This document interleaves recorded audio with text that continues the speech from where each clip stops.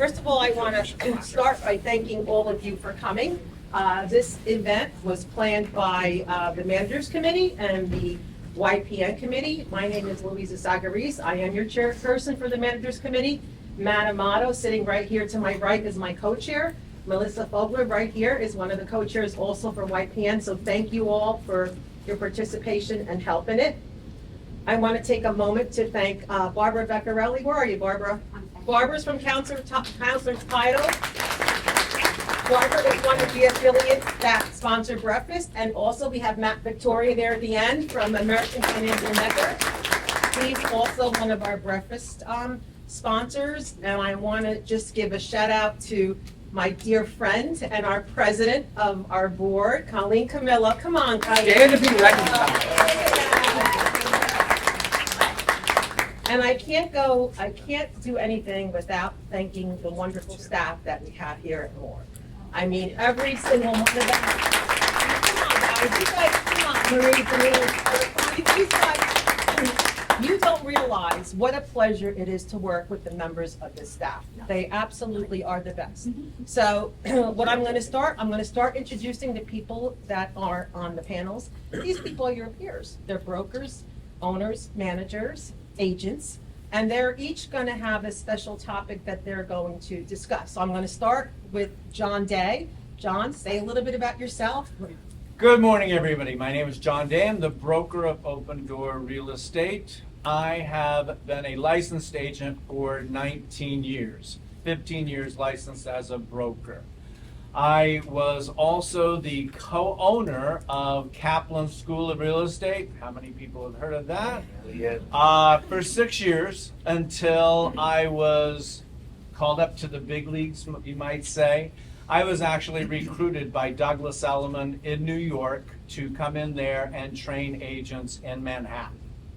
So part of the presentation I'm giving you today is what we were training the new and the agents that needed to get their mojo back in Manhattan, Brooklyn, and I also did some training out on Long Island. And then I came back and I've been a trainer and a coach, a professional coach, a National Association of Realtors instructor for ABR, SRES, etc., as well as not only being licensed instructor in New Jersey, I am a certified instructor in New York. Okay, thank you, John. Great. Thank you. My co-chair and partner in crime, Matt Amato. Good morning, everybody. I'm Matt Amato. I'm with Shire Realty. I'm the broker manager at Shire. I'm excited to join you this morning. I've been on the board of directors at MORR for the last 2 years on a 3-year term, and heavily involved at the association for, how long has it been, Melissa? 6, 7 years, yeah. A little while now. I grew up in this business. My parents started Shire Realty in 1977, so I was born into it and raised with it, and it's kind of part of my blood. I'll be covering today the topic of new technologies in real estate, and look forward to discussing that with you guys. Thank you, Matt. Jeanette. Hi, I'm just so happy to be here because, well, first of all, who am I? Jeanette Schlaffer. It was a long night. No, Jeanette, we're the produce people. That's an inside joke. We'll tell you guys later.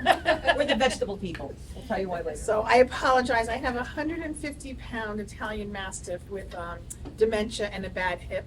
So last night was my night to sleep with him, and he also has sundowners. So from like 7:30 to about 4 a.m., I hear, "Ow!" So I'm usually a little more awake, so I apologize, but I digress. So I work for Remax Bayport Realtors in Point Beach. Prior to that, I was a manager, broker for Crossroads. It would have been 8 years today, actually.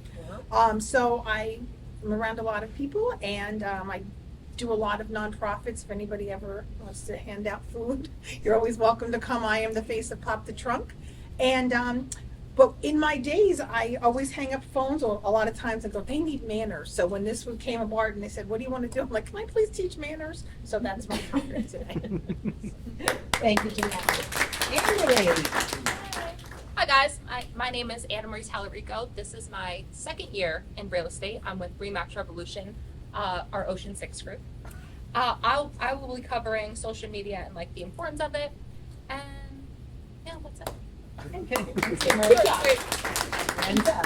So I'm Brenda McIntyre Realty, and I was working for Woodward Realty for 33 years, and I started my own company 7 years ago. And there's something to learn every day, regardless of how long you've been in this business. And I've always been a top producer, and I'm here to share with you some tricks to the trade. Awesome. And Matt, down at the end? Good morning, my name is Matthew Victoria. I'm a branch manager with American Financial Network. I'm both a broker and a banker, and I've been doing this since 2012. One of my specialties is creative financing, so I try to figure out how to get things done for people, and also to try and educate realtors on how to generate new business, because a lot of us do the things that other people do, so I want you to do something different that's going to get you more business organically that you actually don't have to pay for. Thanks. Thank you. Now, you guys are in for a treat today because we've got a very well-experienced panel right here. And I'm going to start with John on my right. I'm going to have John start talking about growing your business after COVID. So, post-COVID. Post-COVID. I was trying to set an alarm because being an instructor, I can talk for 3 hours nonstop. I always got in trouble in Manhattan by my supervisors, like, you've got to give them a break, because I'd be going for 3 hours. Don't worry, we'll cut you short. So anyway, growing your business post-COVID. There's 2 items in here, growing your business and post-COVID. How many people had this as your daily life, and who knows what these are? Come on, who knows what these are? Booty. How many of you, those was your daily life in COVID? Yep. Or how many of you are past COVID? You're coming into the business after COVID. All right? Any hands? Everybody was in during COVID, right? So these right here, these you have to have with you all the time. They're your tools. Post-COVID, you've got your tools, virtual showing, digital paperwork, digital marketing, have a wider geographic area, health and safety, new client needs. But those are kind of your tools. Those are the things about post-COVID. But that's not growing your business. Growing your business is getting back to basics. If you were selling houses during COVID, it was a piece of cake listing, because all you had to do was figure out who had the highest cash offer pretty much and the proof of funds, and boom, you had the sale. It's not that easy anymore, am I right? We still have, when we get a listing, because there's so few of them out there, we still have multiple offers. National Association of Realtor Statistics. A balanced market is 2 to 2.5 million listings nationwide. Currently, does anybody know approximately how many listings we have nationwide? Just under 1 million. So we are absolutely not in a balanced market. So you really need to get back to basics to grow your business. And you still need all these tools, and there are going to be people here that are going to really help you talk about your different tools. But when we're talking about business, we're talking about you are an entrepreneur. If you're not thinking like an entrepreneur, you're not thinking about your business. So the first thing in any business is building your foundation. And that's the one key. Many agents go out and they start buying leads. They go to Zillow and they buy leads, or they join a team thinking that the team is going to give them leads. How is that going to grow your business? You're being hand-fed, and when you're done being hand-fed leads, where is your business? It's gone. It's like building your house on sand. You don't want to do that. So what I'm here is to tell you what is going to help you get your business going. And the foundation, the very first thing, how many of you have a business plan? And you started with a business plan? Come on. Really? That's it?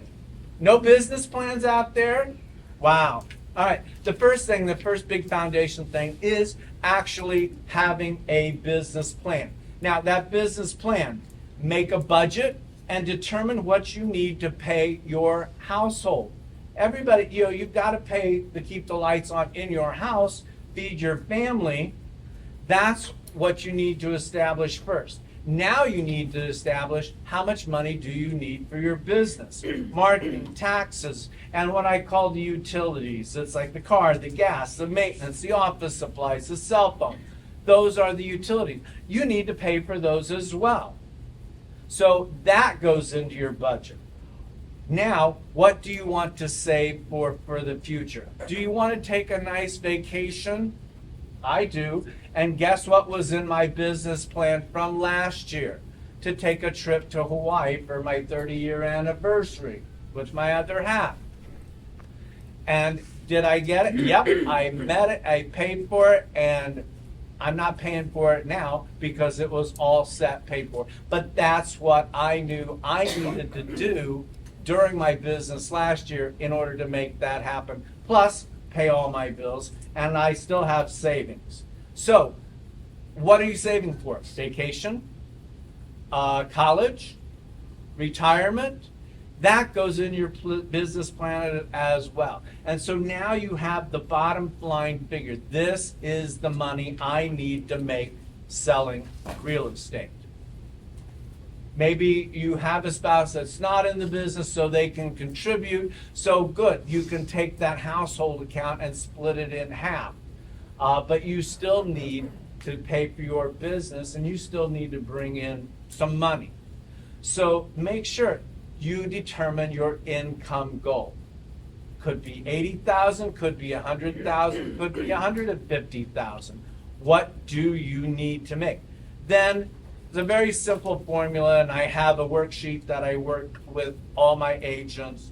It's calculate the average commission per transaction. Then after calculating your split, how many transactions do you need to close to meet that income goal? Okay? That's really easy.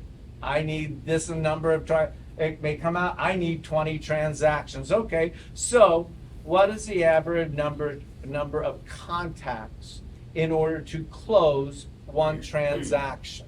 How many people know that? How many people really understand what a contact is?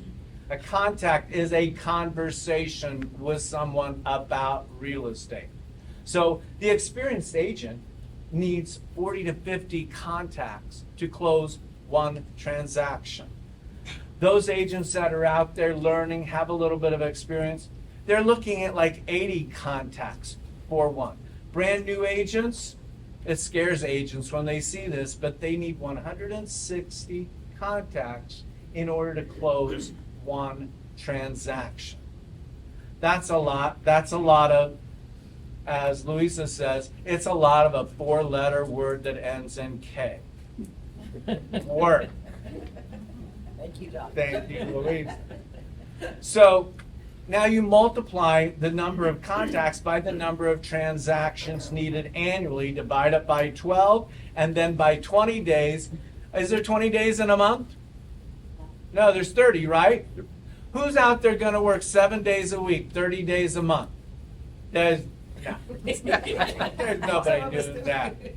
No, I can't even do that. Right now, I'm on day 12, and I'm exhausted. Hopefully I can take off a half a day tomorrow, and I'm looking pleased to take off the weekend. And I'm a broker, and I'm not a direct seller, but I do have business from past clients.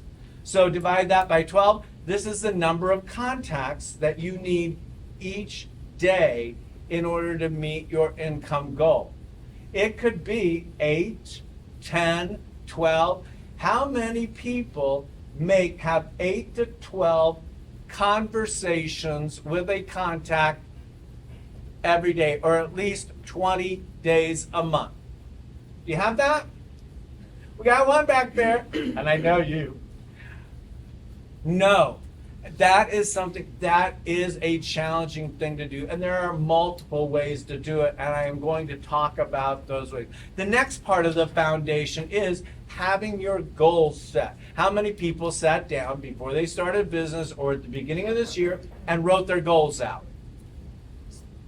Good, we have more goals, but those goals should come from your business plan. So you need to write an action statement and a deadline. A goal isn't like, I'm gonna close 12 transactions this year. That's close, but every day you say, I'm gonna close 12 transactions this year. What's this year? Because this year keeps going farther and farther out. You need, I'm gonna close 12 transactions by December 31st. And you need to have that track. Now you need to analyze, how are you gonna close those 12 transactions? Well, I need to call this many people, I need to go on this many appointments, I need to do this many open houses. That needs to be detailed and itemized out. What are the phone calls, emails, texts, posts, written notes, appointments, networking events? You've got to build your database, so you need networking events. How many buyers are you going to work with and how many sellers are you going to work with? We know it's better to be a listing agent than a buyer's agent, but sometimes you may have more buyers than the sellers. Is every one of your buyers going to close? No, so you may need to have a few more buyers than sellers in yours, because I'm thinking if you're doing things right, you're closing every listing. There's bumps in the road every once in a while, but that's okay. And then the last thing, putting in your foundation, but so few people do. It is tracking.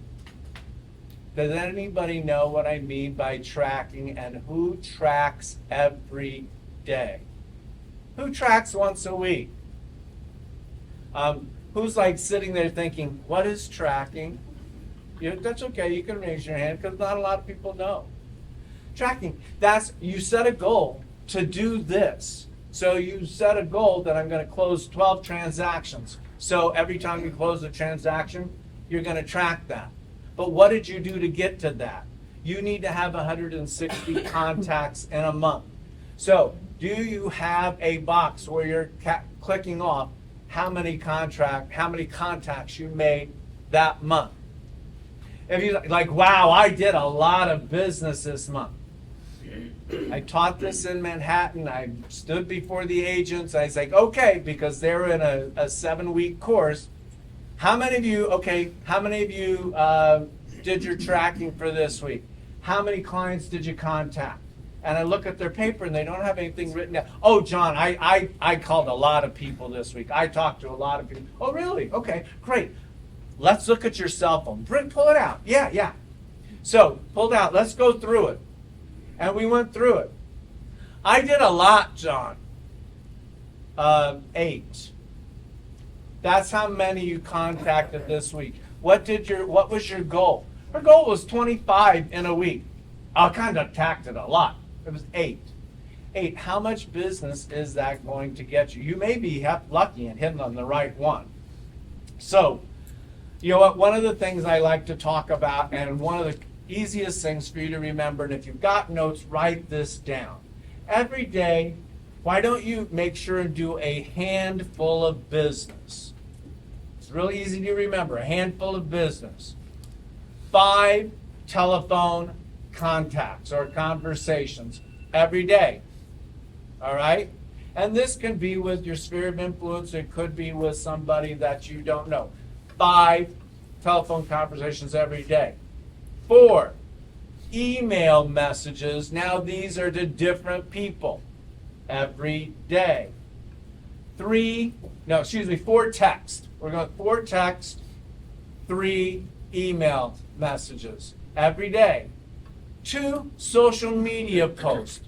And we have down here, we'll speak a lot about social media every day. And 1 handwritten note every day.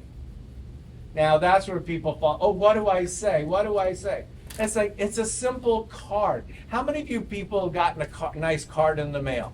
That doesn't happen very often. What happens when you get a card in the mail? How do you feel? Isn't that great? Just think of one of your past clients or your sphere of influence got a card in the email. You haven't talked to them in months, and they get a card from, hey, I was just driving through your neighborhood and I thought, and I remembered the time, da da da da da, boom. Warmly, John Doe. They get that and they think, oh, well, that's cool. I should get in touch with them. Now, you've written them a hand note. The next time you call them on the phone, they're going to like, oh my gosh, thank you so much. Well, oftentimes when I write a handwritten note, I get an email back or a telephone call. Thank you so much for the note. I wasn't looking for a thank you for that. I think that's really weird. They're thanking me for a note that they got in the mail. But that's wonderful. So that's your handful of business, and just think of it. 5 calls, 4 texts, 3 emails, 2 social media posts, and 1 handwritten note. You do that every day with your database, your SOI, everybody knows what I mean by SOI, sphere of influence, and your past clients, and that will absolutely help you build your business. So in that, and you track that. Did you do all of this every day? And when you go 5 days and you haven't done it, what's going to happen? You really need to think about this in your business. What you do today in your business is going to have a direct effect on your business within the next 60, 90 days. If today you did nothing in your business, what is going to happen in your business 60 to 90 days from now? Nothing. And what happens when you go 5 days in a row and you've done nothing in your business? And in 60 days you're crying, I gotta make the payment, I gotta borrow money, blah, blah, blah. Maybe I have to go get a real job. How many people have heard that? What? I said that's why I'm laughing. Yeah. I think Gotta go. and you know what? This isn't a job. This is your business. You are an entrepreneur, so think about it. And besides with the tracking, you can analyze what's working and what's not. Without analyzing your data that you have no way of knowing what's working and what's not. And the next thing that's very important in the foundation is time management, time blocking. How many people have trouble with that? Everybody. Let me tell you, the number of times I've taught courses on time management and time blocking, it's crazy. Key thing is you need to understand working in your business and working on your business. But make a schedule 2 weeks in advance and write down everything that you need to do. Now, if you don't know, take a week or 2 weeks and just log. Just keep a diary and log everything that you're doing. And then you can put it in. But you need to have a designated time for lead generation, a designated time for appointments, a designated time for family. So the first thing you put into that schedule is vacation time or family time. That always is important. Because if you ignore your family, they're going to go away. And I've known people that have worked, and they've lost the spouse over it, or family members, they stop talking to them. That's our business there. So working on your business and working in your business. Really, working in your business should be 90%. What's the difference? Working on your business is those things like you're here, you're getting some education. That is great. Working in your business, though, that's when you are talking to people about real estate. That's when you're at networking events, getting new database. You're on appointments. You're doing those types of things. So you need to schedule when you're working on your business and when you're working in your business. And think about it.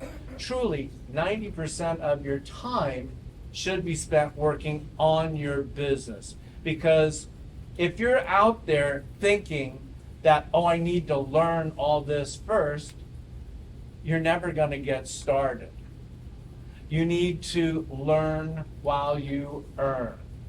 Very important. And in your schedule, when you're doing your schedule, I know people that do it, and they talk to me all this time. Yeah, but John, I have a hard time with the consistency. I have a hard time keeping to my schedule. It's like, okay, remember this simple tip when you have that schedule in front of you. And don't write, don't have to write down every detail, every 15 minutes I'm doing this, but blocks of time. That's why we also call it time blocking and time management. So if you've got this time block of lead generation and you need to go on a home inspection at that time, that's the only time that's available, or you have an appointment that's the only time that's available with that client, okay, you're going to do that and you're not going to do lead generation. So if you erase it, you must replace it. So you're taking away that lead generation there. Now you've got to replace it somewhere else. You can't just blow it off completely. So if you erase it, you must replace it. So that's the foundation. Now let's get to the fundamentals. Again, fundamentals are committing to earning while you're learning. Action from day one to build your skills. You know, you don't have to think about that you have to get everything right the first time. You will make mistakes. Crap, I make mistakes still. We all make mistakes, but you keep going through it because every time you make a mistake, you learn. You learn on the job. So, getting ready to start ends today. Don't sit there, I'm getting ready to start, I'm getting ready to start. That ends today. You are starting, you are doing your business. Now, the basics for the fundamentals: lead generation, follow-up, pre-qualified with great scripts, present, negotiate, and close. Lather, rinse, repeat. Lead generation, follow-up, pre-qualify, present, negotiate, close. Lead generation, proactive lead generation, is the most important part, because without that proactive lead generation, how am I doing on time? Without that proactive lead generation, none of the others are going to help you out. So in lead generation, I think I'm running short, right? So Yeah. I'm going to just pick up one little thing. I'm going to talk about the spokes model. You've got those things. How many people have heard of the spokes model? Spokes in the wheel? Spokes in the wheel? A couple of them. Okay, spokes in the wheel. A bicycle wheel has all these spokes in them, and it's strong and it's sturdy. A business should be like that. You should have multiple spokes in your wheel. Most people only have one spoke in their wheel, and that is their sphere of influence or their past clients. So think about a bike rolling down a hill on that wheel with one spoke in it. It hits a rock. What happens? It's done. It's done. But if that wheel had 6 spokes in it and it hit a rock, it would keep going. So think about your business as spokes in a wheel. You need to have at least good 6 to 7 spokes in your wheel. Your sphere of influence, past clients, is one. Another good one, there's like 20, but I'm going to mention the top 6. Open houses, unrepresented sellers, or sell by owners, expireds, door knocking, especially when you're door knocking for a specific buyer that's looking something. And then something as simple as going out and meeting new builders, because people come into new builders and they want to buy, but they still have to have their home sold. So if you have a great reputation with that builder, they will probably send you that person to sell their home, so they're going to move right on into that. So understand the spokes in the wheels, okay? And the last thing I want to say with this, to close, is practicing simplicity with great frequency. That is what this is all about. It's practicing simplicity with great frequency. Then you will build a great, strong business. Thank you. Thank you, John. And what I'd like to add really quick, John gave us some really great information. When you come to events like this, if you go back and you could take one thing that you remember from each person you've heard speak and you use that every day. John brought up that handful technique, that 5, 4, 3, 2, 1. How much time is that going to take out of your day? An hour and a half? but look at all the potential business it can bring you. So try to remember that handful technique. I think that was great, John. Thank you. Matt, now we've got Matt who's gonna talk to us about What's up, some hot everybody? new marketing. Go ahead. So my topic is hot new technologies, which is really probably overstating it. What I like about this actually is that John really spelled out a plan, and we used a lot of construction terms, which my family's got a construction company, so I find very comforting. What I'm going to talk about are some of the tools to execute on some of the things that John was just covering. And mostly, I mean, we're all familiar with them. The first thing I wanted to say is that the board actually provides a lot of these tools for free. These are not all items that you have to go out and spend a lot of money on. It's more about knowing about them and playing with them and just spending some time learning them. You don't have to be great at every one. Just touching on them and getting a little bit familiar with them is worth the time to do it. So I know that the stereotype is that younger people are always very familiar with technology and that older people are terrified of it and won't touch it. And that has some merit, but I firmly believe anybody can learn at this point new technologies in this business, and it will help to achieve a lot of the things John was covering. So the first thing is to open your phone. Take a look. I know that's not normal in a big room like this. Take a look. I don't know if you guys do this way, but I have a little folder with all of my work apps, right? So all of the apps that I use on a day-to-day basis are in here, and they come and go over the years. I've had apps that I used for mortgage calculators that became useless after a little while, not from Matt, from that just they weren't maintained or whatever. I've had apps like Ben Verified, which I should use more, and I'll get into each one of them, that I don't use as much anymore. But anyway, so the first things I wanted to talk about are the ones the board provides very at no cost or as part of our membership. It's really not no cost, right? We all pay dues and subscribe to the MLS. So the MLS being the number one. Flex MLS should be on your phone. If it's not, get it on your phone. Everybody in here, it probably is, right? Showing Time. So Showing Time is a great app that should be on your phone.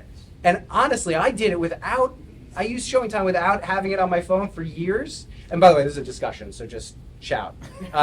Don't be shy. And I couldn't believe when I actually started functioning with it on my phone how much better my life became, especially in the crazy COVID market that we've all just been through the last 3 years. When you're dealing with, in those first 3 days on the market, it's 50, 60, 70 showings, and organizing them and structuring them in a way that's fair for everybody, provides the most ability for your selling clients to get as many people in and through there as possible, and provides a good faith effort on your part to the buying realtors that you're working with, which Jeanette will cover. Part of this whole thing is be nice to each other. Part of that is allowing them as much an organization as you can. Anyway, Showing Time, can't say enough about it. Get it on the phone. Not only does it let you see what's coming up that day in terms of appointments that you've scheduled and the ones on your listings, but also what I found and what I love the most, really only the last year I've started using this, is you can organize how long you allow for times between each showing to be. I almost always just do a half hour for each one, no more, no less, so that it actually structures the showings in a more orderly fashion. Anyway, And now submit offer. and now you can just submit an offer. But it's also great because when you're working with buyers, it will identify your itinerary and actually give them in the order in which you're seeing the properties, and it's all on a link for them and gives them the directions. And I also So it's a like, great tool to use. and I also like the fact that you can communicate with the showing agent on it. Yes. You can send them a message right from showing time instead of going, through your text messaging. It's Yeah. great, and it's kept, it's recorded there also. Yep. And when they don't respond and you never get a chance to show that house, Right. you have a little like if you're evidence running to. late. That's fine. Oh, sorry. Okay. So let me stick with the board provided ones. So Supra, eKey, obviously we all use that day to day. If you own your own lock boxes, and can manage your lockboxes. That's also really helpful in not only tracking who's been in and who's been out, but also confining hours. You can use something called the CVS code, which is an additional code that you provide to an agent so that they can't just use their access. That you have to actually, they have to speak to you. Sometimes if there's a specific reason that a home is more challenging to show, and there's maybe someone who's sickly in the home, that you need a real tight grip on who's getting in and out of there. That's a nice way to do it. So those are the three primary board provided apps, or as part of our membership here at MORR. There's also, the NAR, NJR sites and tools that they provide are massive, and I could spend every bit of the rest of the time on that. So social media I'm not going to touch on because we've got that covered, right? But those obviously are tools within the technology that you're going to use, and they're ever evolving, and Amory is an expert at them, so she's going to cover them far better than I can. Isn't that right, Chris? No pressure. No pressure. Chris Rebecca in the back here is giggling, is my marketing director, and knows damn well, excuse my language, I am terrible at social media. Your face says it all. Yeah. So your CRM should have an app. Whatever you use to organize your contacts, your follow-up, your interaction with clients, the tracking of your day-to-day business is critical to have on your phone because it's always with you. And it should be a good app that you're comfortable using. And also you should use the parts of it that you're comfortable with. That's something I firmly believe in technology, is when you start overextending and getting overwhelmed, you're never going to use it. It's only useful if you use it. It's like a gym. One thing I wanted to mention, this is kind of a small one, but I love Adobe Scan. It's worth the $25 a month that I pay to Adobe to both manipulate PDFs for marketing purposes on a small scale, even just adjusting a CRM here or there, and also for this scan app.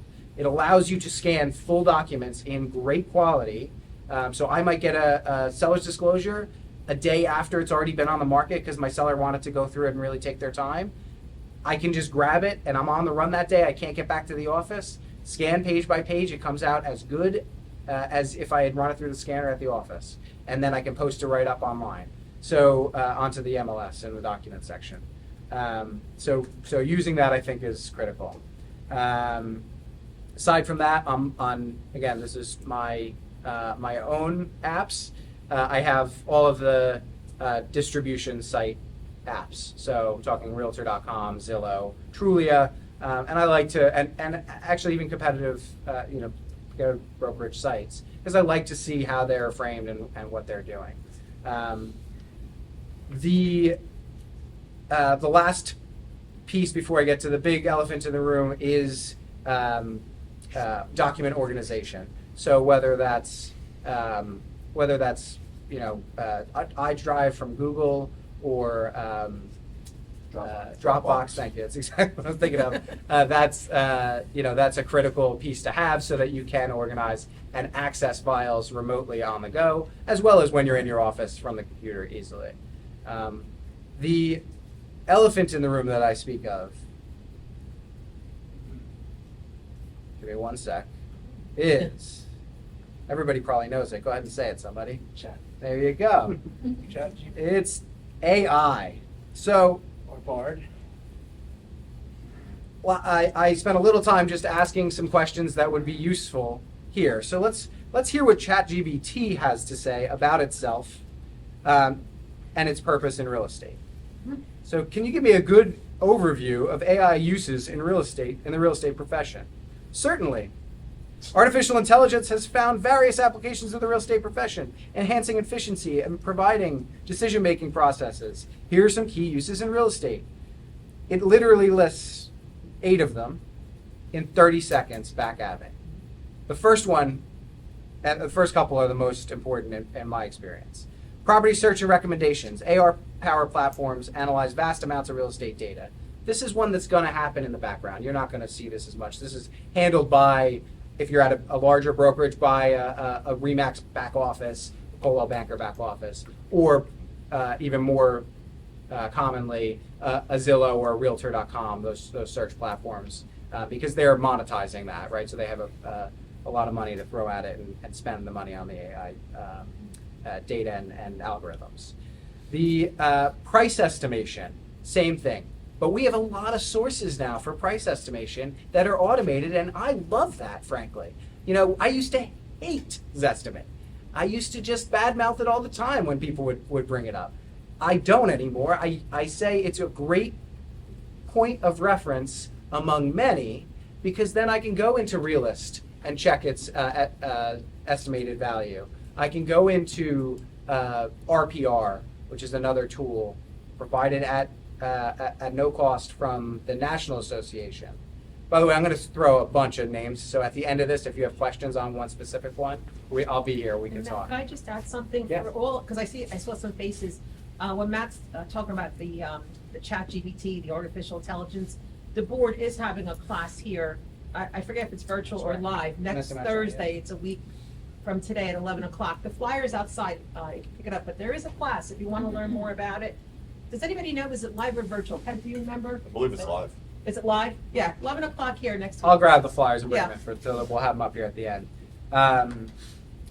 It's used in virtual tours and staging, predictive analytics, property management, risk assessment, chatbots, fraud detection.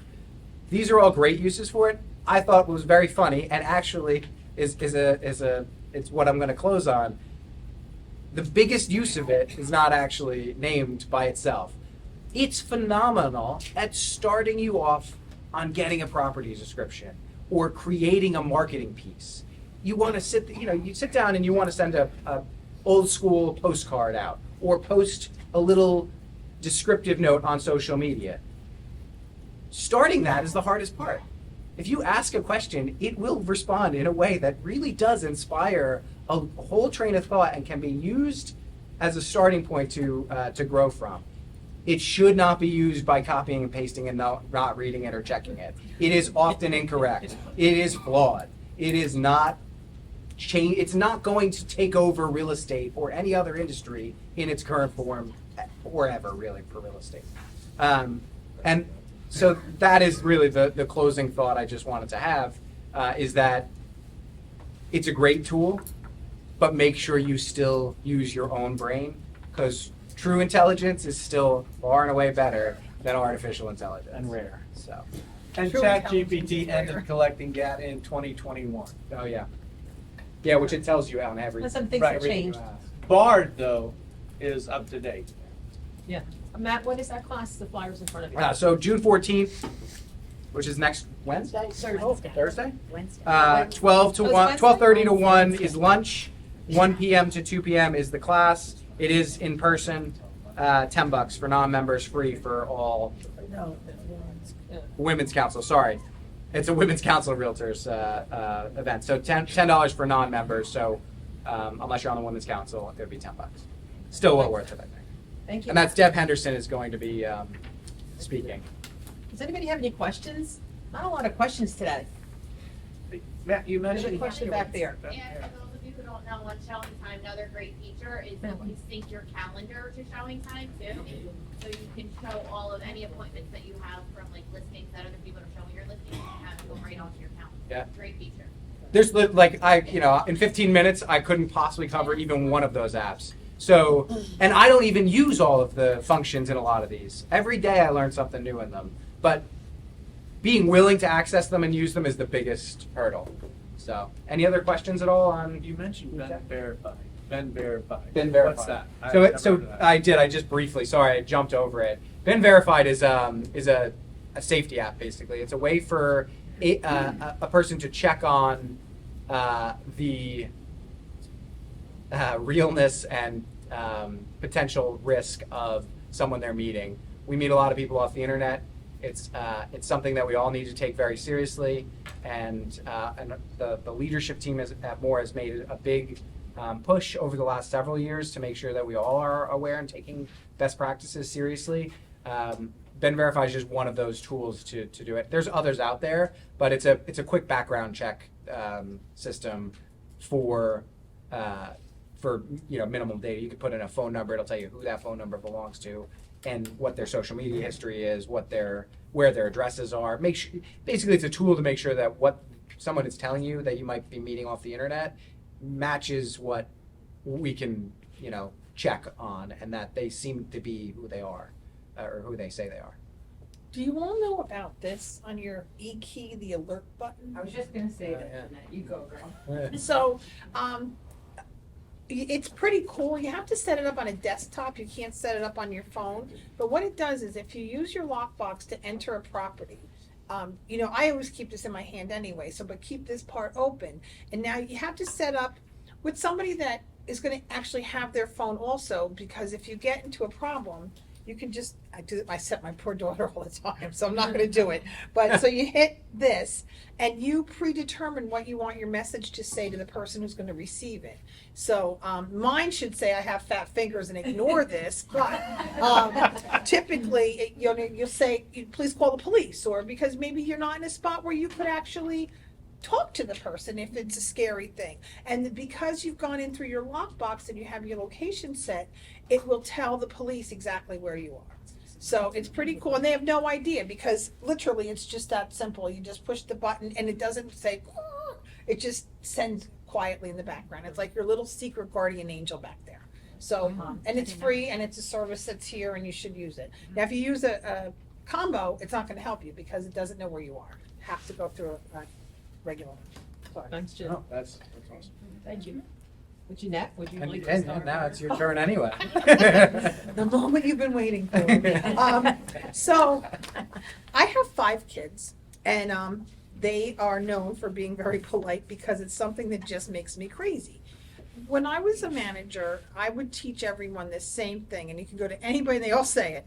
Be the agent you would like to work with. It's just not that hard.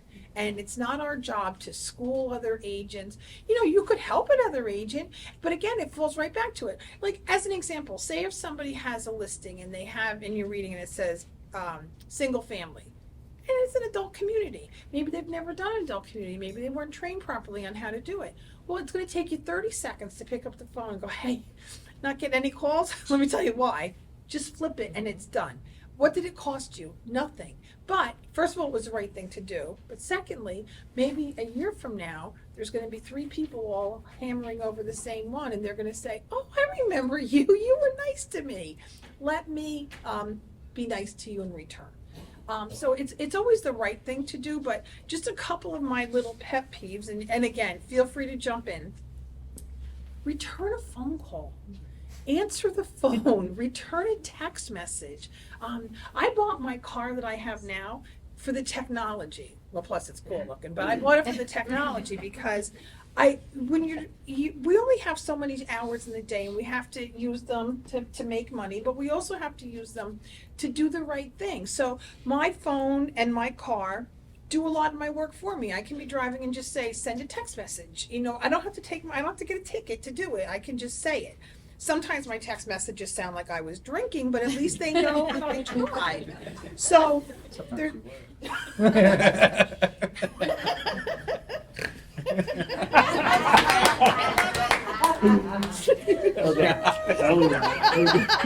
I'm sorry.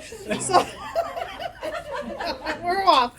So, anyway, just think about how, like, if somebody just calls you and says, listen, I know you have an appointment, I just want to let you know, and again, you can't give this information without your seller's permission, but I just want to let you know we have 15 offers right now. And it's somebody saying, well, I don't really know if I want to buy it, but I want to see it. Well, now you can say to that person, maybe we can, save this 15 minutes of both of our lives and not go because somebody cared. They took that extra minute to say, it's a waste of your time to come. Also, just let them know. Let people, if you're not going to show up, let them know. Again, you don't have to call them. You can tell your car, send a text message to Tommy. Tell him I'm not coming. And what's really rude is when you pull up and your clients say, I don't want to see the house. Go in anyway, because they know on the lockbox, people call, and and as the listing agent, it's so embarrassing to say, oh, they didn't go in. And then you call and say, did something happen? And they don't respond.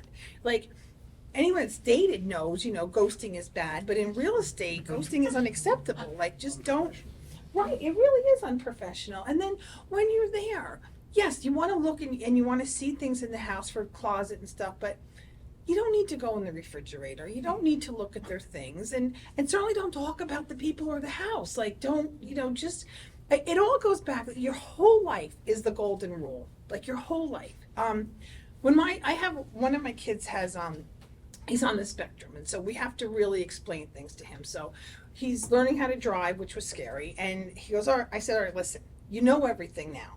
Now let's talk about, don't be that, if somebody's driving, let them go. Who cares if they're going to do that? And then I said, you know what, buddy? Your whole mantra in life should be, don't be that. And it's the same thing for realtors. So what if somebody was there before you and it's your turn? If you have another minute, just let them go. Like, who cares? Or if it's pouring rain out and people are waiting in line, let them go in the back and you go in the front. You go up, they go down. Like, we truly are all in this together. And if we remember that, there's enough houses, it doesn't feel like it, but there's enough for everybody, and there's enough clients for everybody. And a client that would work for Colleen isn't going to work for you because it's not who you are. So you're not stealing from each other, and you're not stealing listings from each other. But as long as everybody's open and honest and works together, it makes us look less like car salesmen and more like real professionals that are doing a job. And if you think about it in like a dollars and cents, the lowest thing that probably most of us are doing is $250,000.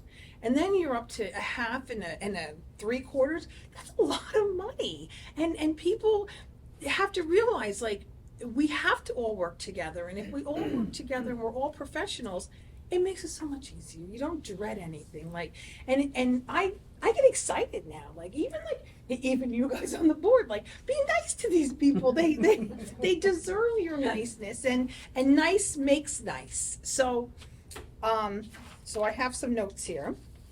One of the things that works for everybody, and it's actually written in here, but it should be written in everybody's proof of presentation.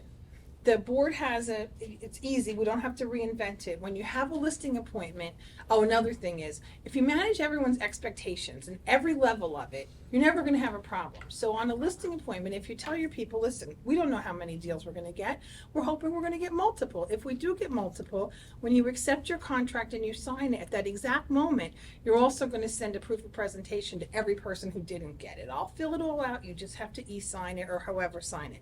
But think about when you've been on the other side, you've written 15 offers, and now your people are starting to think, maybe it's my agent that I'm not getting it. So if you give that other agent a tool, if you give that agent, here's a letter, we did do it, they just chose to not take you. And somewhere buried in here, it says that you're actually supposed to, but nobody does. But it's easy. Now the board has made it easy. So you just send a proof of presentation. So now as the buyer's agent, they know that somebody actually saw it. Yeah. And the new tool with offers, not so. Oh my God, Yeah, that's yeah. amazing, Because right? it's built in. Has anybody done the offers one? I have. I Yeah, like it. it works beautifully. It does, and So- Great Yeah. email manager. I put in the It's no, I here's sent the It's owned by Zillow. I don't trust it. no, here's the thing. It works beautifully. I haven't had that many listings, but when they come in, you don't have to, it doesn't have to be everybody else. You yourself can just put them in, and it makes this beautiful spreadsheet. And then to speak to the other agent, as soon as you put it in, the other agent gets a note and it says, hey, Jeanette actually read your thing. And then it's like, and then when you print it, so the agent gets 2 notifications, I think? When it was sent, when it was received and then viewed. Yep. Right, so it's pretty cool, and then your client thinks that you actually know things because it makes this beautiful PDF or a beautiful Excel sheet, and you can decide what they're gonna see as far as information, Yeah, it's side so by side. it's really cool. Yeah. Makes me look good. Offer manager, It's right in showing Showing time, it's in flex, unless the agent disables it, it's right there, it's a Right. big green button. If you're on Flex, there's a drop-down box, and it'll say, like, do you want to click to dot loop, whatever, and then it says, offer on it, submit offer, it's right there. And honest It's a about drop-down it, box. if anybody has a question about it, like when you're at your desk, just call me, I can do it in my sleep now. Like, I'll happily walk anybody through that. But, so that's another thing about calling people. if you're the listing agent and you take the time to actually write your notes, your agent notes, and you say, no showings, whatever, or 2 hours notice, or whatever it may be, key is hidden around back under a lock. It's so insulting and annoying when somebody calls and goes, "Hey, where's the key?" No. Well, I wrote it down in 3 places. Like it's enough that my husband stands at the refrigerator and says, "Where's the milk?" Like it's different, but we can, at least honor the fact that I put some effort into making sure you knew what was happening. So, what else? I know that I'm going to leave I here also so think- mad that I forgot to say something. Being that we're in the day of multiple offer situations, if you are presenting an offer on an agent's listing, let the agent know. Yes. I just had a situation this weekend where I think I had 8 or 9 offers on a listing, and I'm getting these things. I'm like, who the heck is this? Take the time out, text the agent. In this market, I think you should schmooze the listing agent a little bit to get them I to always kind of, do. right? It's doing the best service you can for Yeah, your client. Yeah, so, right, be very professional when you're presenting an offer. Write a nice cover letter with it when you, what I did when Offer Manager came out, because I was just curious to try it. First, I did it through Offer Manager, then I still went ahead and sent my attachments with a nice email to the. Yes, you can, to and the you can listing write little agent. notes in Yeah. Offer Manager as well. Mhm. And then, that's another thing, so here's my note, technology can be your friend. So.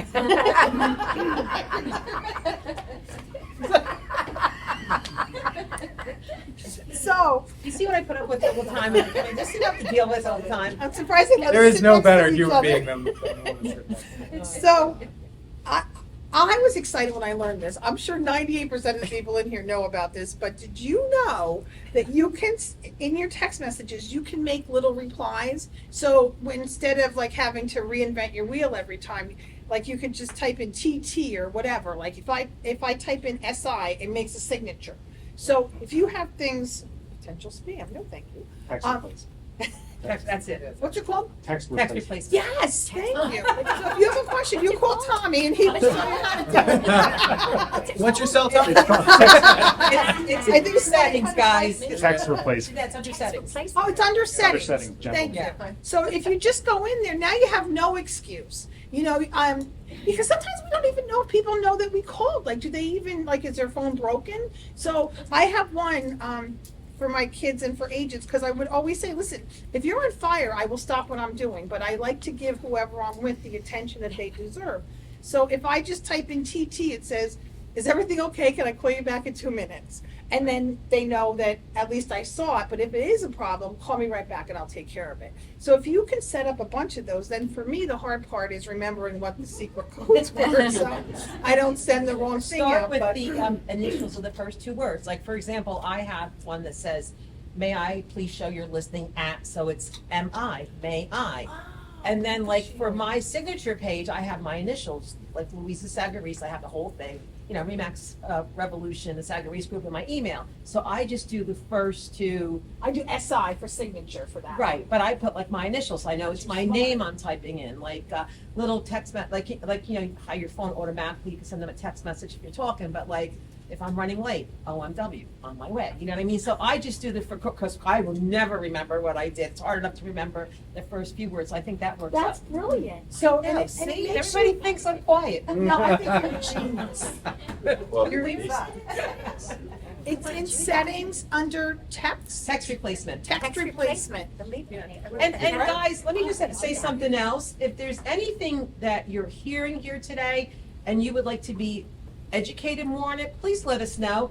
Peggy's here from the Education Committee. Any classes you'd like us to sponsor, we'd be happy to hear it, because we're always looking for ideas. How's that for a plug, Ben? That's great. Okay.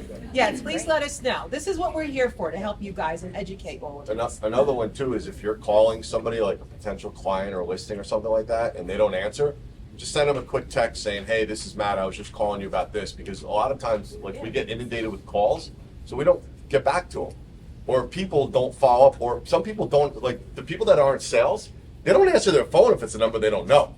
Right. So shoot a quick text, just saying who you are and why you're calling, and then this way they can get back to it. And same thing on us on professional side too. Yeah. My husband was in a car accident and his phone went flying, so he had to use somebody else's phone. And I said to him, good thing you're married to a realtor, because I answer phone calls at 7:30 in the Most morning people from don't. strange numbers. Yeah. But Yeah, that's I do another too, thing. yeah. Yeah, just just Yeah. let people know. Does anybody have a thing that they would like people to do? Like to be nicer? No, you're all good? Answer your phone, Is that the right? biggest pet peeve right now for Yes. everybody in this room? Is not getting calls back or answering your phone? Yes. And I'm very guilty of the full voicemail. So Mm. try to keep your voicemail and say who you are. Cause you know, again, with my Yeah. fat fingers. Can I show XYZ address? Who are Who are you? you? Yeah. Who the heck I are don't you? know if you. I don't know. Probably. You know. Well, and here's another good one too, is if you have visual voicemail, a lot of times it'll transcribe the voicemail for you. So if you're in a meeting, you don't even have to listen to it. You can actually just glance Right. at it and read it real quick and just send back a text. Right, exactly. So, you know, we have the tools here, use them and just really truly be the agent that you would like to work with. And also, if somebody's annoying or whatever, just stop for a minute and say, if this was my mom, how would I want the agent to treat my mom? Or my kid or my whatever. And then sometimes it slows you down a little bit.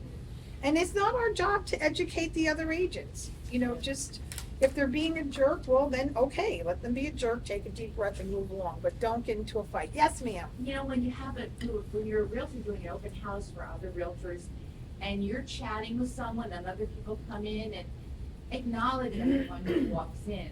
Mm. Because so often you don't, and then you don't know who they are, and then you might want to know them later on. So I think too often people don't acknowledge the people that come to their open houses. Yeah, and introduce who you are. And introduce Hi, who I'm you Matt. are. I'm the listing Right. agent. Name tag. I Yeah. know a lot of people don't anymore, but where's your name tag? Matt can find That's like a joke. I get a joke. I Me- get teased about it too. Me too. I get teased all the time. As a matter of fact, you know what I did? A lot of the agents in the office make fun of me. Why don't I always wear my name badge? So guess what I did? I went out and bought a bigger one. That's the so see, so Now it's get got any bling bigger. on it and everything. And next time I'm gonna get one of those. Listen, if you're not wearing your name badge, you're a secret You should get a agent. Who digital wants one right? that actually has like a Lead scrolling generation, sign on it. right there, lead generation. Scrolling name tag now. That's it. Yeah, what those those big things, those billboards you can walk around. I'll be one of the a first ones to sandwich do that. board. Yeah, sandwich board. And one more thing that I want to add, because this has been like a big pet peeve for me. I've always wanted to have a class on professionalism. The National Association of Realtors has a wonderful article. It's called The Pathways to Professionalism. I think every single person should read that and refresh yourself of what you should do, because that is like one of the best articles that you can read, Pathways to Professionalism. We just included that in our education committee. Awesome. notes. Well, I'm sorry, I missed the meeting Monday, I know, see? sure you did. I missed the meeting Monday, so yes. So please, read that, refresh, I should have made copies of it today, I didn't print it. I slept. Sorry, guys. And this the standards of practice and the code of ethics, I know we all have to take the classes, but if people actually like refresh themselves on it once a year, that would be fabulous. Not anyone here, but you know, Yeah. you could secretly leave them on other people's cars. So that's it. If anybody has a question, I'm always available. And thank you. Jeanette. Anne Marie, you ready? Hey guys. Okay, so who here is on social media? Active on Facebook, Instagram? Okay, and who is not? Who is just not on it at all? That's takes that away. Okay, good job. Are you done? Is he? Yeah. See you later, guys. Yeah. Now, who hates social media? Hates it. Doesn't want to be on it. Me too. Actually, believe it or not, I also hate social media. However, it is such a great tool to network yourself.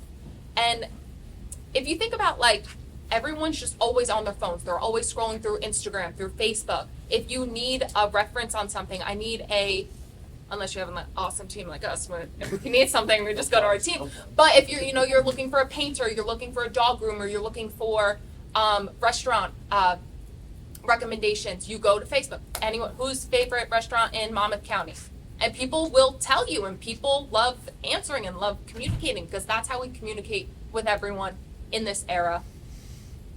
Unfortunately, which is kind of annoying. But another really important thing to think about, especially with newer agents, I feel like when they first get into the business, they're like, okay, I'm going to make a real estate page. And I'm not talking about on Facebook, because I do think that is good when people have Facebook real estate pages and then they share from their account, their page, when they have something sold or under contract or something like that. that is totally different. I feel like that is a great tool. But on Instagram, they'll make like a totally separate Instagram just for real estate, so they don't touch their personal one. They're like, oh, like I don't want to bother my friends with this stuff. So then they have this separate page. No one follows it. Nobody cares. And it's kind of annoying, especially if someone's not looking for a house or really cares about real estate. Like, they're not going to look. They're not going to really interact with you. However, if you mix it all into one, because when I like working with someone where, like, you know more about them. Like, what's your name? Janine. Janine. Okay. Let's say Janine. All right, Janine sells houses. I'm not a realtor, I'm just on the street. But Janine also, she has this really cute dog, or her fashion's really cute and she'll, post some kind of outfit or something that she shopped, or her dog. I'm like, oh my God, Janine, your dog is so cute. But then I also know that Janine sells houses. So the first person I'm going to go to is ironically Janine, because I've already talked to her about her dog, about where she went shopping. So it makes it a little easier for people to relate to you versus just, hi, I'm Anna Marie and I sell houses, and you know nothing else about me because I'm just this person that sells houses. You don't know my family, my friends, what I love doing, what, I actually, just recently, connected with someone about one of the trashiest TV shows, Love is Blind, okay?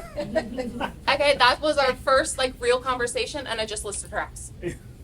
So, little things like that. And I want everyone to either take a piece of paper or go into your notes on your phone, and I want you to pick 5 things.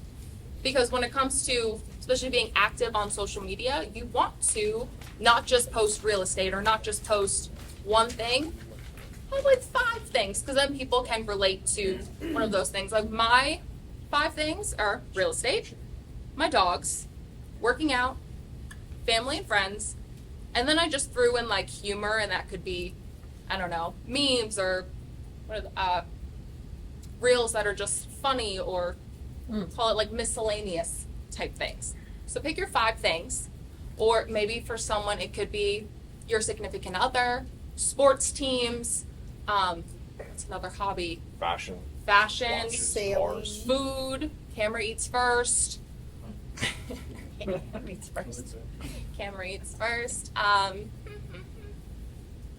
right, Tommy, what are your 5 things? Oh, okay. My agents. Your agents? I'm just kidding. Shameless plug. No, food. Definitely food. It's always food. Kids, Okay, golf. My golfing. dad golf game.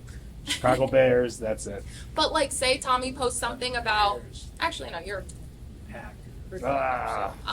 Wade's gonna post, his kids growing up. That kid he went to high school with, they haven't really spoke, but they know, oh my God, Wade, my kids are growing up so fast too.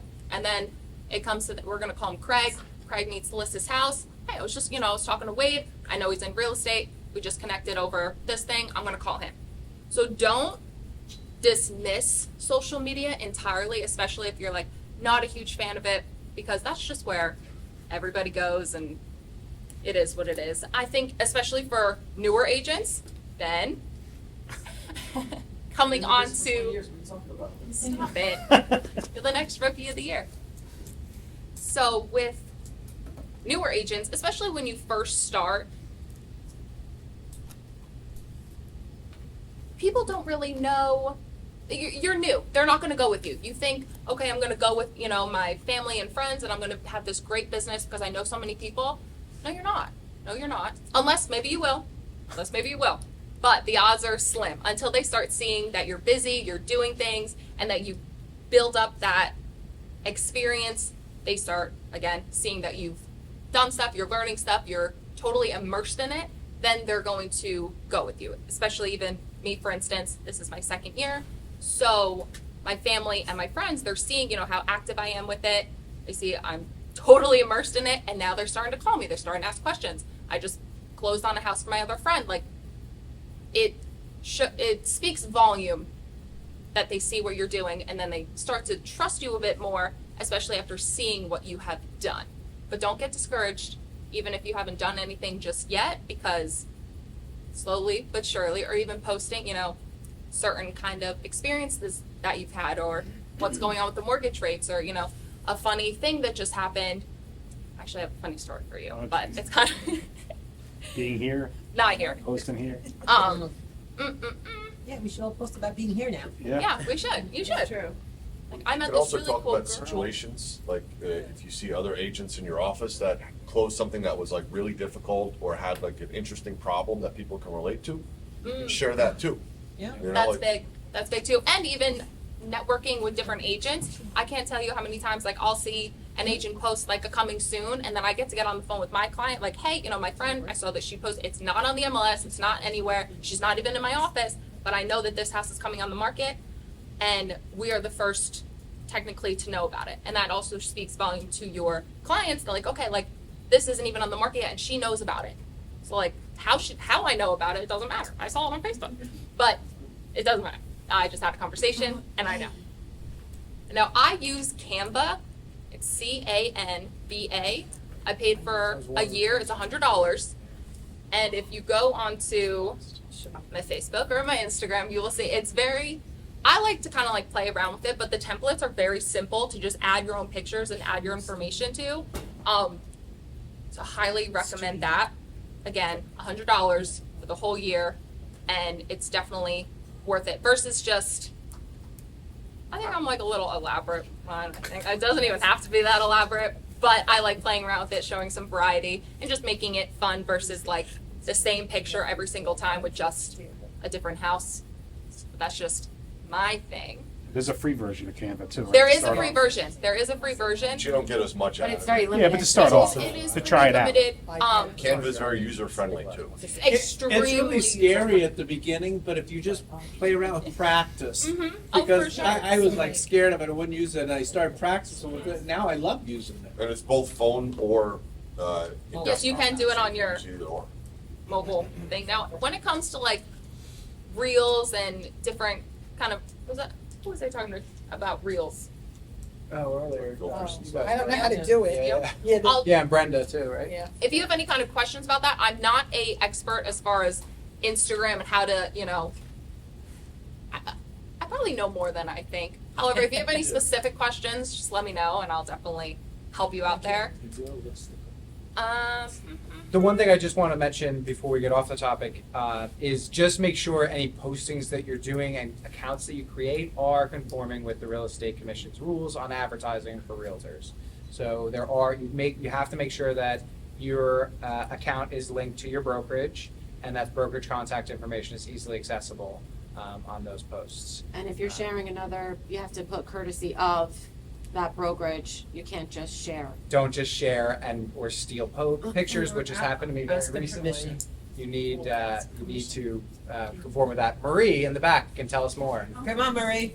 Just make sure that if you're going to post a listing that's political coming soon, that it is listed in the system, Yeah. Right, I'm just gonna say that. because that's clear cooperation. Tina? And remember that if you are doing advertising and posting your listings and new listings, et cetera, or your open houses, et cetera, that does fall under the advertising guidelines from the Real Estate Commission, and that those posts must be kept for X number of years with the brokerage. So there's a lot of conformity that needs to be done under social media that we've kind of skirted over, but compliance is a major issue. And with the Real Estate Commission coming out of COVID after 2 years, they're out there looking to make back the money that they lost. So we need to make sure that we're compliant in everything we're doing. Maybe that be a big plus. Use the share button from Flex and you're both compliant. Correct. Yeah, that's exactly that's the best I've been policy. trying to get the real estate. Because if you're not, we're all in trouble. Yeah, we've been trying to get the real estate commission to come in and do a class, and it's kind of been like the work I of the have 2 names now of Okay, so email them to me. investigators that will come in and talk, so I will share them. Thank you, Tina, thank you. We wanna get it to the managers committee. All right, Anne Marie, you, Actually, better. I'm going to open it up to questions now. If anyone has any questions, Jonathan. Do you have a type of post that gets more reaction than others? Or type of like that you recommend, like for, you know, I mean, I'm not asking them. Personally, the best reactions I've gotten is the post I've done with you. Oh. The humor. People do love humor, and I think it's just people in my office that happen to just love Jonathan and his facial expressions. that's like your videos, like, 'cause you do a lot of videos, like, do those get a lot of hits, like, versus like just posting pictures of the house, do you see a big difference in when you film videos? Like, Honestly, I think it kind of depends on the time of day because I haven't seen a huge difference versus, you know, I sold this house or I'm under contract here. Sometimes I'll just go on like a posting spree when I'm free and not really, because there is like a time, like if you post first thing in the morning, because people are checking their phone in the morning when they're having their coffee, so that's like a good time to get a lot of engagement. If you post in the afternoon, people are checking their phone, they're having lunch, or I think it's 5. After 5, try to stay away from like after work 5. day times. well, I've just seen Right. People aren't doing anything. Sorry, I'm not glad your tenure, but I've seen you do posts that were like just listed and it's just a graphic or just listed versus like you spent the money to have your photographer come and do a video. Hey, let's check out my new listing at 123 Main Street. Okay, so yeah, the ones that I spend money on don't really get that much engagement. The posts that I just do gets way Like the more. spontaneous one. Yeah. It's fun and light. And do you find that people like to watch the videos that are just more like funny, entertaining? Yes. Or one that you can provide like value and content and information to the viewers? I think when you combine it, it makes it much better. Because even take yourself like something that you wouldn't necessarily be interested in, and kind of adding some kind of humor and just like a little blurb. Like you don't want to sit down and have a 30-minute talk about why it's so important to get pre-approved. Like, because sometimes people they don't care at that time. Yeah. So to make it short and sweet 60 and seconds. add like a little humor, keep it 60 seconds and below, like a little blurb, it definitely gets more people interested and you'll get more quote unquote views on it versus something longer. Well, just remember, social media is all about engaging. Right? I put up a post one time. I put a picture of Brussels sprouts, and I said, "Who actually likes these things?" I wound up having over 200 comments Yeah. on a stupid Brussels sprouts post, but that's engaging. You know, the same thing with like ketchup or mustard. Put a picture together, say who's team ketchup or who's team mustard on a hot dog or something like that. Or like Yeah. pork roll and Just Yeah. engagement. what's Speak the- with Pork roll with Taylor ham. words. and Yeah, Taylor somebody ham. did that. It's pork roll, by the way. Yeah. So also, if you do a Facebook Live at an open house, that tends to get a lot of engagement, and you tease them. You know, you show them pretend that you're walking up, getting out of your car, opening the door, going in, but don't show them the whole house. Like say, I'm going to show you blank, and now you have to come for the rest. I actually had somebody once. I said, "Hey, I want to show you a house." She goes, "I already saw it," and I was like, "What? You're my client. What do you mean?" And I said, "Who showed it to you?" And she goes, "It was on your Facebook Live. It was awesome." I'm like, it works. So people like that because they're already on your page. They know you, and you just speak as though you're with them, and it works, and it's free. So I'm a big fan of Facebook Live. Okay. Cool. But I think just being on social media in general kind of humanizes you versus, I'm just this salesperson. Like, we are all real people. We all have other lives other than real estate as much as they kind of combined.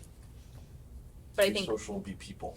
exactly, like, we're just normal people selling houses and relating to people because, like, they're going to be your best friend through that 30, 60, 90-day process. So we're going to be getting to know each other a lot. So having that kind of relationship already established, whatever it may be, whether it's dogs, sports, or different hobbies, it helps that.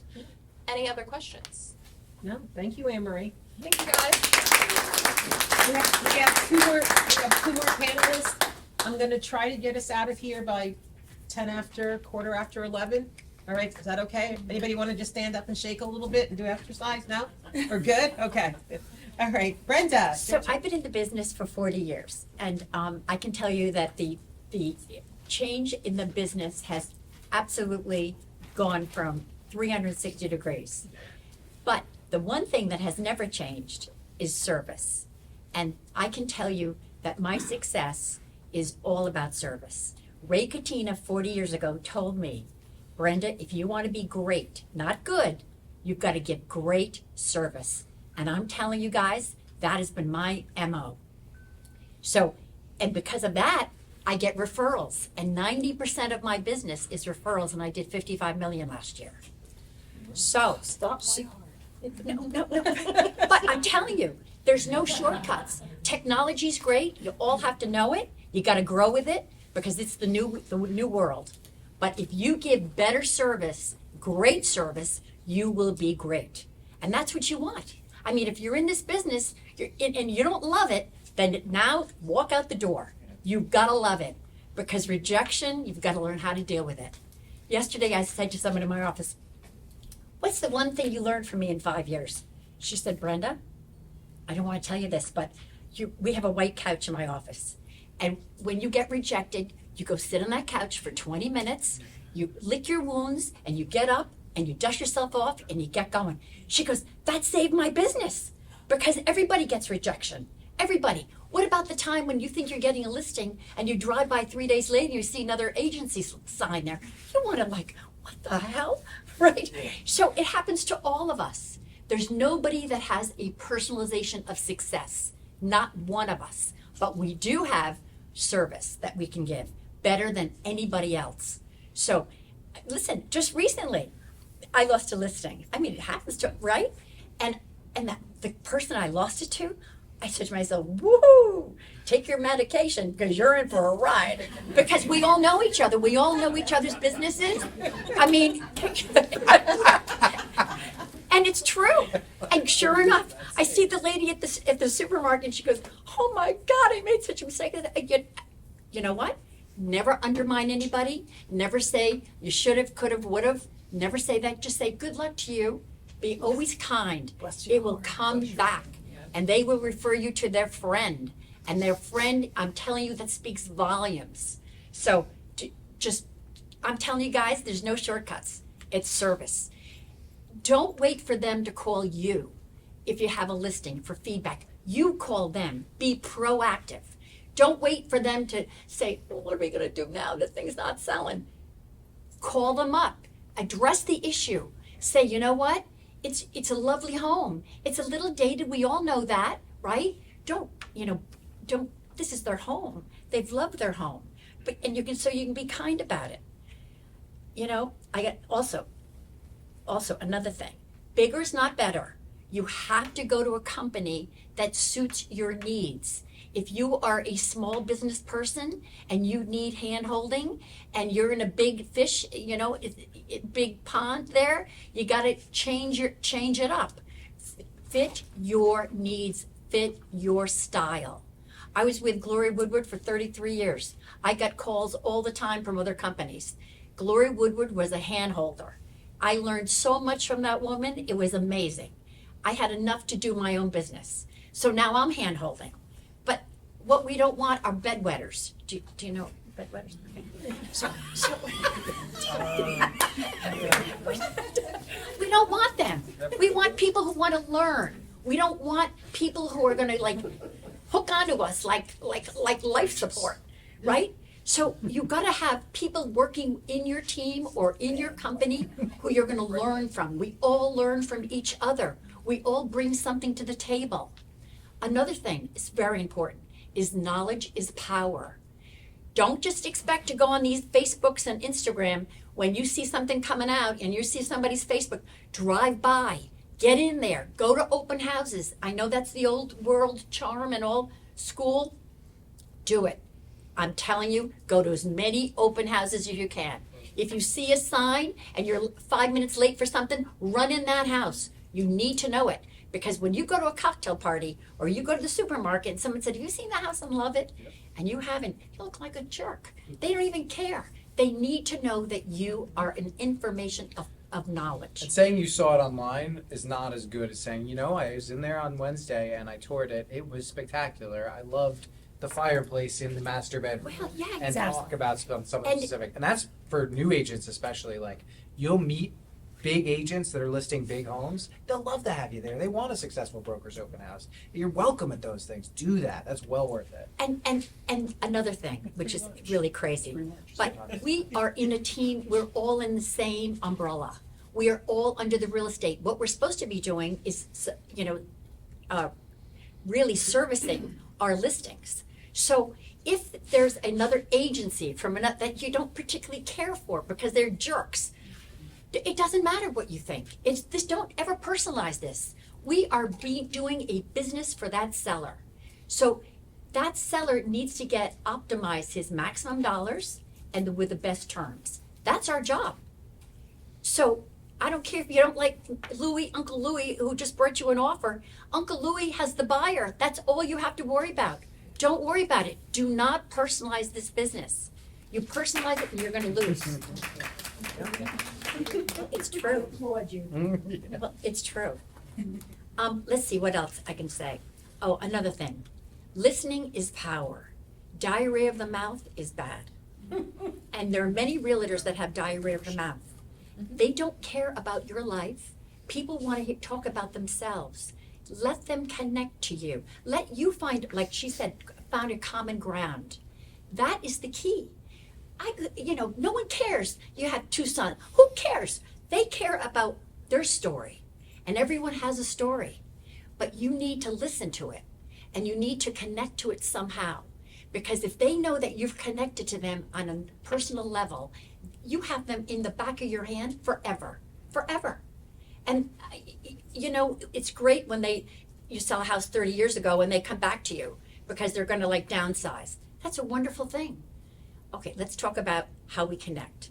The other thing that Ray Katina taught me was always do something that no one else is doing. Okay? So what we do in our company is every 2 months, we send out a postcard to everyone that we have done business with. We don't just send them to every person on the street. We don't do that. We write a personal note to each one of them. Hope your son's graduated college. Everyone gets a personal note. So about every 2 months, I send out about 500 cards. Let me tell you something. Out of those 500 cards, I must get about 10% of some kind of response. Thank you for your note. Thank you, whatever. It doesn't matter. And it doesn't matter that their daughter went into real estate and they have to list with her. It doesn't matter. What matters is you have a connection and they like you and respect you. That's the key. That's the key in the whole game. So I would love you all to have a career like I've had. But I want you to know it wasn't easy. Going early on, I remember lots of hiccups, and there were many. So don't let them distract you. Believe me, because you'll get them. It's how we handle them. And think about the couch. Think 20 minutes on that couch, and that's all you need. Because you will have a wonderful life. I mean, it's been great. Every year gets better. And what can I say? I mean, and because we don't all go to open houses anymore and see the agents, we have to have them on the phone. We talk everybody on the phone. Pick up the phone. Mm-hmm. Don't necessarily rely on texts. I think a personalization phone call, hi, I'm Brenda, and I just saw your listing. Tell me about it. You know what? I know people they love to tell you about their listing. They love it. And I'd say agents are more willing to say something than put it into text. So you can, and your job is for your client, it's not theirs. So you might get information that you would never see on a text. Right. Over a phone call.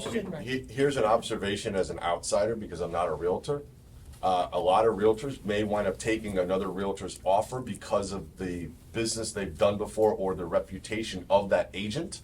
I know that helped us when we bought our house. So just remember that, who you're dealing with as a buyer, they may wind up helping that offer get accepted because they know that agent is good. They know they're going to follow the transaction and that they're going to do what they need to do. And the one last thing, I'm telling you, always do what's right. You can never get in trouble if you do what's right. And I can tell you there are shortcuts to this business, but they'll always come back and bite you in the backside. They will. I'm telling you. So you may lose, but you won't lose because you'll be sleeping at night. And if you can sleep at night, that is a wonderful thing. But when you do something wrong in this business, it will come back and it will haunt you forever. And you will ultimately be out of the business.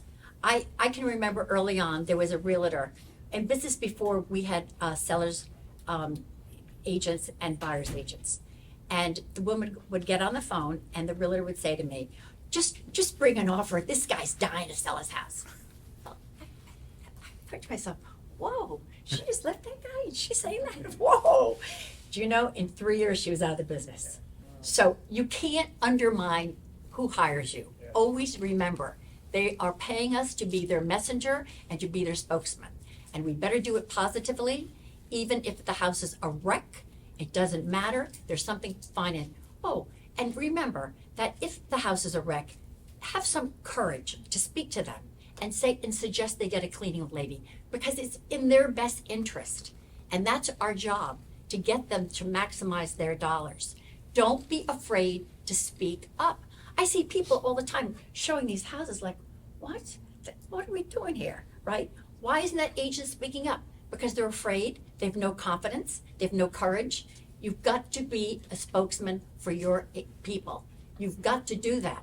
It's very difficult sometimes, but you gotta say, listen, you know, it's about your husband's underwear that's in the bathroom floor. Like, that's not a good look. And you can make a joke, you can kind of make funny of it, you can just kind of put some light spin on it. But they're so used to it, they don't even see it anymore. But but that's what happens. Or the green carpet that's going down to the basement. You can say, listen, I just noticed that green carpet, you know, she goes, isn't that funny? We mentioned it 10 years ago when we bought this house and then we never did anything about it. I go, well, now's the time. Right? So speak up. Don't be afraid to speak up. The reason they've hired you is for your expertise. And you need to show them that that you are the expert. Okay, that's it. Very good, Brenda. Thank you, Brenda. Matt, last but not least. Wow. Honestly, great stuff from everybody. I'm not a realtor, so I have a little bit of a different spin. So I'm a branch manager. I've been doing this for over 10 years. And we're in a challenging market now. We came out of COVID. You know, literally, COVID came. You got your real estate license. You got buyers. You sold a house. It was easy, right? Not so easy now. So with that being said, our finance market is also a little bit more challenging. I'm going to talk for mortgages a couple of minutes, and the rest of it is going to be how to help you guys get more business. Would you like that? Yes. Good. Don't all speak at once. So with that being said, now we have a lot more challenges in our financing end of it, right? Did you know that we actually have loans that don't document any income for people? Right? It's a great product. Some of that's going to tie in later. How about people that don't have legal status here in the country? We can do loans for them too. Another one now is getting people underwritten approved. We call them TBD underwritten approvals, getting them done. So this way now you're presenting a much stronger offer. If you're going against 4 other buyers and your buyer is underwritten, you're going to go ahead of everybody else, right? And those can close in 2 to 3 weeks. So you have to have more chips in your pocket to be able to play this game. So that's one side of it. Also, people with credit, things like that. You have buyers that you haven't talked to in a while. How many people put a lead that comes in, you put them on a drip campaign. How often do you ever check back in with them to see if their criteria has changed? Who here has big databases? I guarantee a lot of you haven't even touched them in a while. You want to find new business? There's one place. Right there, go to your database. Another one John had talked about, and what I want to help you with is execution. He said to create, go networking and things like that, right? How many people get business from referral partners? You should be getting a lot more business from referral partners.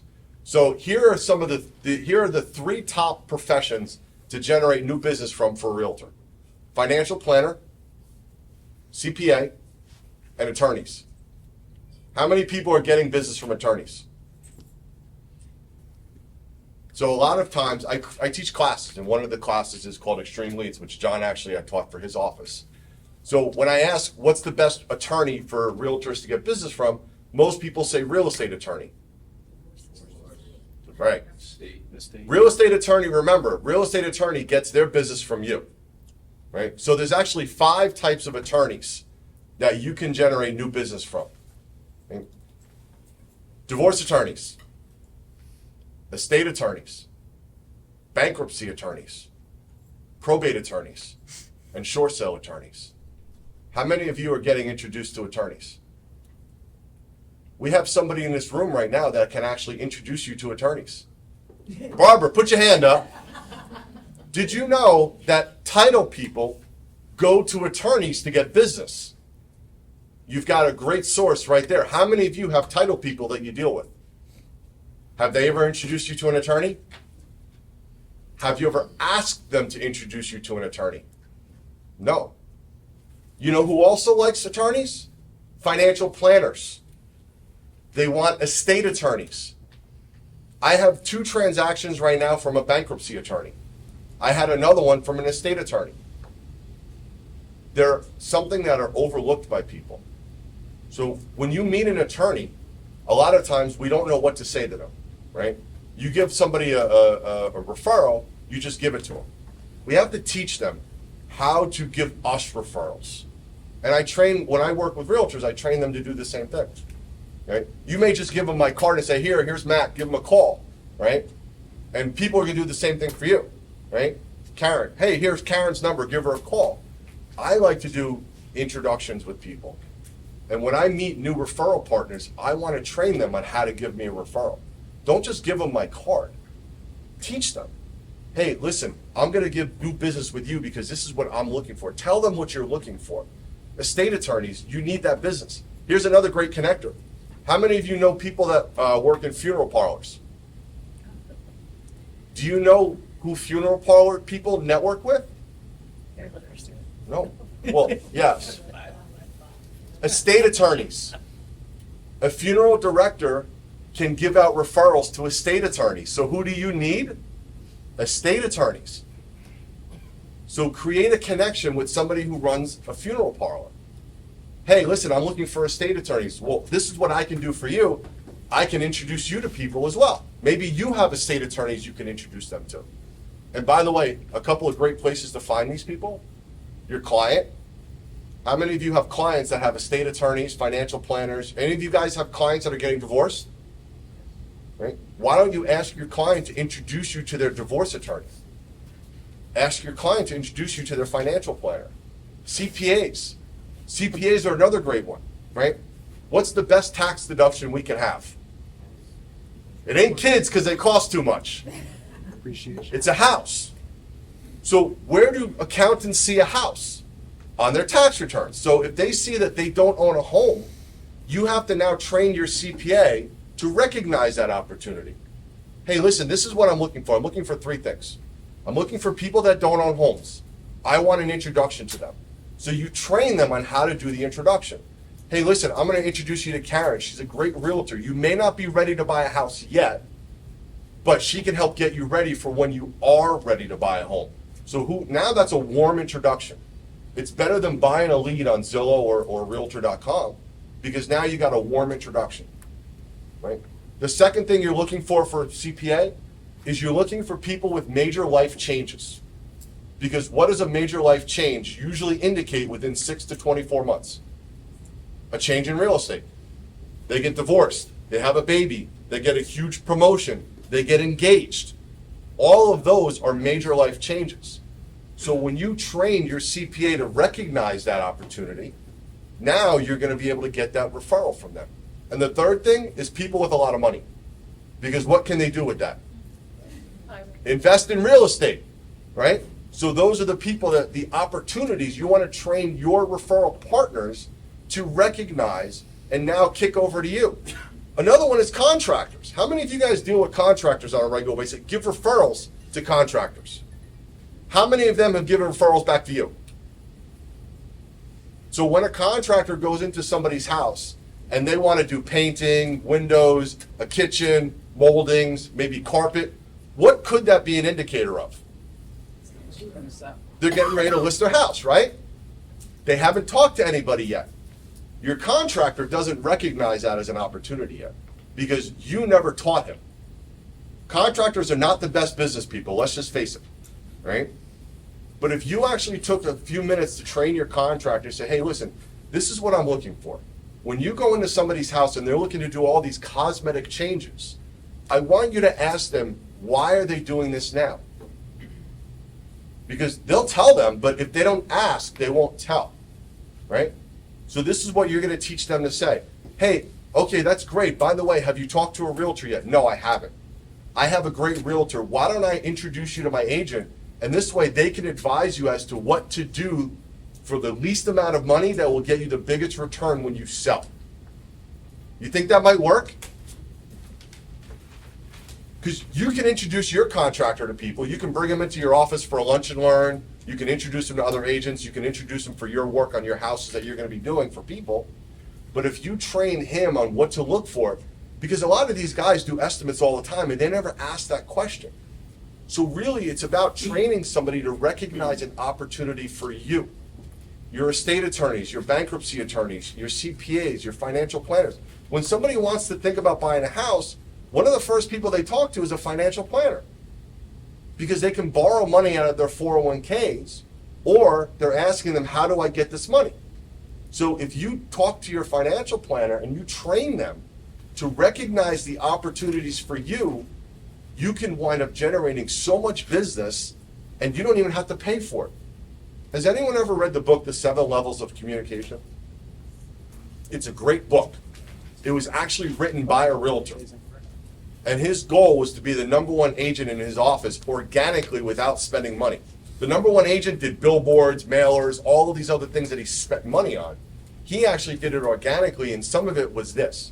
People do business with people they know, like, and trust. But you also have to train people to recognize opportunities for you and to be able to give you the referral. We're not taught this stuff in school. We're not taught how to network. When I go to networking events, I have 3 questions that I ask people. Who are you? What do you do? And how can I help you?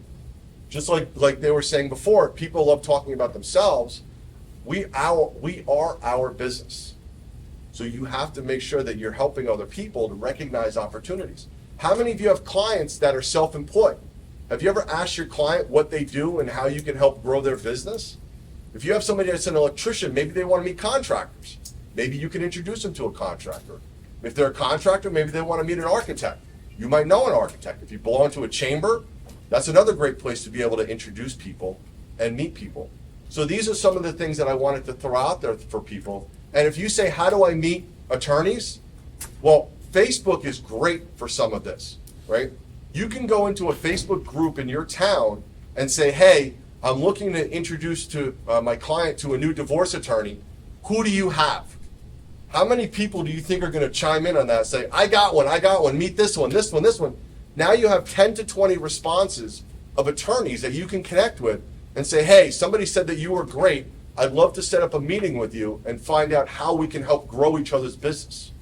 Do you think you might be able to get new business that way? Is that going to cost you any money? And you connect with people. These are just some of the ideas. I have a ton of other ideas. So if you ever want help with trying to figure out how to grow your business, this is just some of it. Another way is diving back into your database and calling people saying, hey, I haven't talked to you, and we won't call because we haven't talked to them in a while, right? It's a great reason to call. Hey, I just want to connect with you. By the way, do you have a financial planner that you deal with? Can you introduce me to your financial planner? These are just some great ways of generating some new business with people that we never thought about before. We have to think differently and outside of the box because now things have changed for us. It's a little tougher out there. So if I can help any of you get some new ideas to generate some new business, I'd love to create a partnership because that's what we all are. We're partners. If you don't close something, I don't close something. So we depend on each other. It's a symbiotic relationship. Just like understanding some of the programs that are out there. The no-income loans, loans for people that have TIN numbers that aren't here illegally. You know, the investor loans that are no-doc loans as well. How about people that bought in cash, right? That cash isn't doing them anything. What if they wind up pulling that out and going and buying 2 more properties, leveraging with mortgages? These are just some of the things that you could do to create some new business opportunities. So if you ever need anything, I'd love to have a conversation, help you out. I got lots of cool classes to teach. Believe it or not, I had a social media seminar. John came. There was like 5 people there. John, did you learn anything good out of that class? Oh yeah, wonderful. Fantastic. Gee, thanks. No, it really, there's so many tips. You guys have any questions about any of these things? No? All right. Well, thank you very much. So the panelists up here will probably hang out for about 5-10 minutes. So if you want to individually come up and have conversations, we'll all be here. Much more casual, easier to approach. Other than Brenda, everybody's friendly. Thank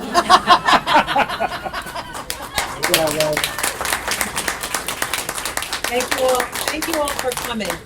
Thank you all, I really appreciate your time, and thank you, a special thank you to all you panelists that I work with all the time here. Thank you all. It really is.